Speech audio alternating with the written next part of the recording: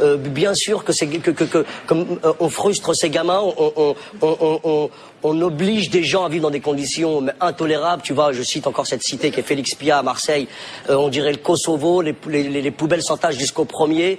On s'indigne quand ces gens se révoltent. On les insulte pour les chauffer un peu quand même. Hein, faut pas déconner. Enfin, t'as vu les gens dans quelles conditions ils vivent dans les banlieues? Certainement, non mais c'est juste intolérable. Donc il n'y a pas de discussion possible. La France a tort sur ce point. Mais comment tu veux responsabiliser qui que ce soit quand t'as pas la place ni pour réfléchir, ni pour aimer, ni pour rêver? Parce que ces gamins, comme tu dis, ils ont oublié de rêver. Ça ne sert plus à rien puisqu'ils n'ont accès à aucune éducation, ils n'ont accès à aucune respectabilité. On les méprise tout le temps, on méprise leurs parents, on méprise leurs arrière-grands-parents, on les parque dans des gymnases quand ils sont casse-couilles.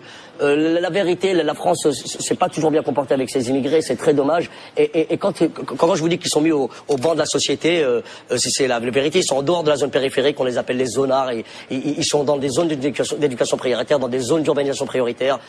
La flemme, quoi. Faut arrêter. Au bout d'un moment, c'est normal qu'ils se révoltent. Et moi, je vous jure, je suis de tout cœur avec ces gens qui sont pas d'accord de la manière dont ils sont traités.